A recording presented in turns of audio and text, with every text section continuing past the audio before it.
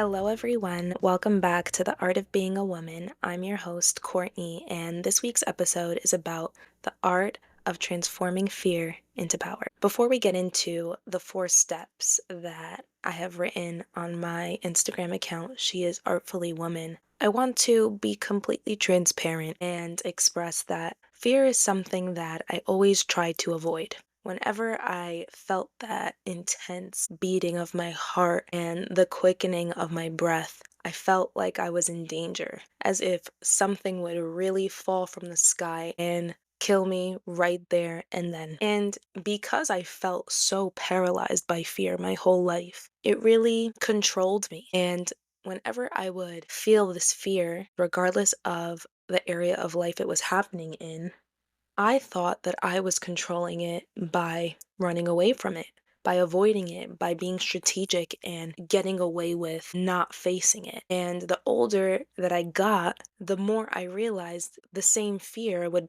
keep reoccurring in my life. And I didn't realize that it was a matter of time before I wouldn't have a choice. And an example of this for me is when I decided to go back to school to become an occupational therapist. I remember that on the first day of class, they mentioned that we would have to do presentations in every course, and we had many, many courses, and it was over 3 years. Now, some context about me, my biggest fear in life has always been public speaking, and I don't know where it stemmed from, where it started. I truly have never been humiliated when I spoke publicly. I remember being as little as 6 years old, and I had a play with my whole class, and I didn't even have a lead role. But in the back of my mind, I wanted it, and I didn't get it. And I'm glad I didn't, because when I was a part of the song or the dance in the background, I remember my heart was pounding with fear, even though it was only parents in the audience that were truly just happy to see us perform. And from that memory, I just felt the fear of public speaking anytime I was put on the spot, anytime all eyes were on me. And at the time, I didn't realize that if I didn't face it, it would just become bigger and more controlling. I definitely beat myself up for it in my teenage years because I realized that when we would have group presentations in high school, I would really beg the people in the group to speak the least, or I would overachieve and do the most work so that I wouldn't have to be the presenter. And honestly, I'm pretty impressed with myself because I got away with barely speaking publicly. And the funny thing is, I speak a lot in my personal life. I speak a lot to my friends, my siblings, my family. And so, for some reason, when everyone is silent and they actually want me to speak, I tense up and I freeze. And it's even more profound that I'm recording an episode right now about my fear of public speaking, and I'm recording a podcast episode. And so I'm really excited to talk about this topic, even though it is a challenge for me to speak about something that I am just now overcoming. But I hope that with me doing this, it inspires at least one person to face their fear head on, because you're going to save yourself a lot of trouble in the future, and you're also going to unlock what I believe is probably your greatest potential in life. Now, we have 4 steps that we're going to get into. We have 1, fear is a wake-up call. 2, understand the purpose of fear. 3, face and embrace what fear hides. And 4, turn fear into your breakthrough. Now, for step 1, fear is a wake-up call. The truth is, there is no emotion that we feel that doesn't have a purpose. In my last episode, I spoke a lot about releasing the need to control life, and in my process of achieving that and working on that every single day, I have noticed that includes releasing the need to control my emotions. This can sound a little contradictory because I do express that it's important to restrict being reactive emotionally, but at the same time, if you are feeling an intense emotion like anxiety, fear, sadness, anger, frustration, it's not productive to control it and to push it away, to rush the process of overcoming it, because it's arising for a reason. It's surfacing to get our attention. Every emotion has a purpose. Every emotion is intentional, and that includes fear. The purpose of fear is to bring awareness to where our mind is not aligning with our soul. And that can be a deep concept, but I want you to think about it because when I think about my life, and as I mentioned my example of being on that stage in first grade, I wanted to be the main character in that play. Truly, that was my desire before we even got our roles. But for some reason, I'm on stage. I don't know if I was a tree or an animal in the background, it doesn't even matter. I was so nervous. And I remember thinking, thank God I was not the main character because I'm literally losing my mind and no one's really even looking at me. At the time, I internalized it and I thought, okay, it makes sense why I shouldn't be in the spotlight because I can't handle it. And the truth is, it's quite the opposite. I should be in the spotlight. And the reason why I'm experiencing this fear is because my mind is uncomfortable with that idea. And to give you some more context on myself and my life, growing up, I was always a very shy kid. I did not like to attract a lot of attention to myself because I think it stemmed from me changing schools quite often when I was growing up. And so I was always the new kid. And I remember like walking into new schools and people would all turn around in their desks and look at me. And then the whole introduction where everyone makes you stand up and you have to introduce yourself every single year. And it wasn't that extreme. I didn't switch schools every single year, but it was quite enough to leave a lasting impression on me. And if I had opportunities to blend in, I just would. And so I have allowed that unconsciously to convince me that attention and the spotlight is bad. It's dangerous. Now, had I not felt this fear as I got older, where I had to speak publicly, I would have never gotten to the root of this emotion, specifically when it comes to receiving attention from the world. And when I was in my occupational therapy program and they announced that we would have presentations every class, many individual ones and many group ones, I almost had a panic attack. I'm laughing now, but it's really not funny. I really was so scared. I was shaking and I didn't know what to do. Like, there is no way I'm getting out of this. And they already announced, if you do not present, you are not completing this program. And so I had no choice but to do it scared. And do I recommend that? I don't know. I didn't feel good when I did it, I'll be honest with you. But after I did it the first few times, the fear lost its power. It honestly didn't make sense anymore because, yes, I was afraid to present, but every time I would present, nothing bad would happen. I would get a good grade, even if I was nervous, even if I messed up on a few words. And over time, I realized this fear is an illusion. And by the end of my 3-year program, I looked forward to presenting because it was a lot easier for me to express myself through talking rather than reading off of a slide. And had I not been forced to face my fear of public speaking, I would have never realized that I actually enjoy speaking to people. And so I hope that you can look at your fears now in a different way. Think about what gives you anxiety. Think about what you tend to avoid and try to get to the root of why.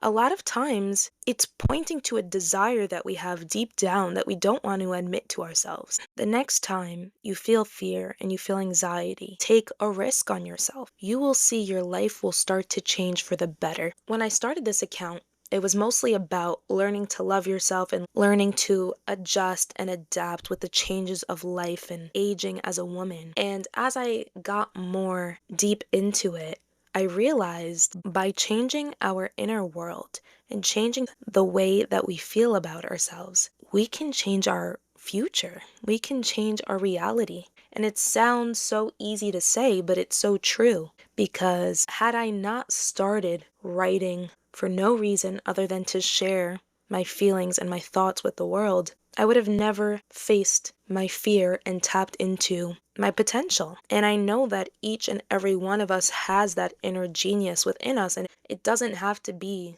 podcasting. It doesn't have to be writing. It's most likely associated with your biggest fear. So a tip for this step is to list your recent fears or the most recurring anxieties and write what they could be trying to bring to the surface. For me, I have noticed it's usually a hidden desire. And part of me would resist it. Your mind might convince you that it's truly not what you want, but I advise you to really challenge it and ask yourself, why not? If there is no deeper reason behind your fear, then ask yourself, why do you care? Why does it bother you? Why does it make you nervous if there's not something hiding behind it? Step 2, understand the purpose of fear. I used to think that fear was a punishment. I used to think it would continue to follow me everywhere just because I cheated and I took the shortcut out of the situation. But the truth is, it's trying to be my biggest lesson. And that is what I believe fear is trying to do for all of us. Fear is waiting for you to realize your strength and tap into stronger, more confident versions of who you are now. And I remember when I started my self-love journey, my self-help journey, I was so motivated to grow and to change and to heal. And I was honestly more concerned with the actual external change that would take effect. Like, when am I just going to be fully confident? When am I just not going to feel any fear? When am I going to just be unapologetically myself? And the truth is, nothing changes if nothing changes. And so we can do the inner work. We can journal, we can meditate, and we can read self-help books and listen to self-help podcasts. But if we are not consciously choosing to do something differently in our lives, we're going to be repeating the same story over and over again. And that's not a punishment. In order to rise above the version of who we are now, we have to show God, we have to show the universe, the higher power, that we've outgrown where we're at. And acknowledging that we want to outgrow it is the first step. It's a great step. But what are you going to do about it? And fear almost reminds us that part of us enjoys being comfortable because it's easier and it's more familiar and it feels safe. And so that is when we have to really ask ourselves, what do we want more? Do we want to be safe, or do we want to see how far we can truly go in our lives? And I believe that is what really helped me shift when I decided I'm going to present scared. Because even if I'm scared, I don't want to be stuck in this loop my whole life of someone that runs away from public speaking. And I didn't know that it was going to lead me to something that fulfilled me, but it did. And I believe it will do the same for everyone. On another note, fear is never the problem. Resistance is. When we experience fear, what we truly have to do is embrace it. Fear is a good thing. Fear is a signal that we have the opportunity to level up. Fear is showing us where we hold ourselves back from who we could be. And it's up to us to decide if we're done with the life that we're living right now and we're ready for something bigger and greater. Once we step into that fear and we say, I have no clue where this is going to lead me, but I know that I'm ready for something more, that is when more miracles start to manifest in our lives. And it's not going to happen the second we face our fear, but I'm sure you will notice an internal shift after you face your fear. You'll feel this high of, wow, I can't believe I just did that, because you thought you were going to die and you didn't. And it might wear off, and there might be another circumstance where that same fear is going to be triggered again to test you again. That's great. Fear is great because it's really breaking you open. And it can feel like it's breaking us down, but it's breaking us open so that we can gain more wisdom and more light into our lives. A tip for this step: as the fear arises within you, identify one opportunity it might be presenting. For example, if your fear is triggered by confrontation, recognize that it's an opportunity to grow your confidence, or it can be an opportunity to practice vulnerability. And both of those things can be very scary. But behind the fear, behind what's scaring you, you might have the potential to really confront someone with such compassion, and you can really transform a lot of relationships in your life, and you might not ever know if you don't try. Step 3. Face and embrace what fear hides. I heard this beautiful concept in a spirituality course that I'm taking, and they basically explained that fear only feels so powerful because there's so much power behind it. And I thought that was so profound. it really changed the way I looked at fear. When we acknowledge that we are feeling fear, that is the ultimate opportunity to call it out for what it is. You're scared. You can tell yourself, I'm scared to do this because I'm afraid that this will happen. And for me, it would be, I am scared to speak publicly because I'm afraid that it will be hard for me to get my point across because I won't feel confident or people will feel that I'm not confident, whatever it may be. And honestly, those were my reasons. And whatever your reasons are, whatever your fear is, it's all valid. But you need to really be truthful with yourself. Don't beat around the bush. Don't come up with an excuse outside of yourself as to why you have this fear. It's something that we create in our mind. We tell ourselves a story that is not based in fact. And once we acknowledge it, once we say it how it is, embrace it and just allow yourself to feel it. This week, I attended a spirituality course in person by myself, and I originally took all my classes online because I didn't realize that they had in-person classes near my house. And so I decided in the beginning, this is exciting, I can't wait. And as I'm driving to the center, I'm realizing I'm nervous, and that means I feel fear. And I decided to not push it away because I just learned about fear in the class online. And I realized my fear is that I won't know what to do with myself when I'm alone. Who do I talk to? Who do I sit next to? How am I going to get around? And I realized my whole life I didn't like to try new things alone. I almost forgot that as I was driving, this is one of the first things that I did do alone. And instead of trying to shame myself for feeling this fear or distract myself, I decided, no, I'm going to call it out for what it is and I'm going to do it scared. And I did. I kept repeating it to myself as I was driving in my head. I'm going to an event all by myself and I'm nervous, but I'm still doing it because I want to do it. And I don't want to be nervous going to an event by myself. And the more I kept saying it, as I was doing it, as I got out of my car, as I started walking to the center and I see people with their groups of friends and it was packed.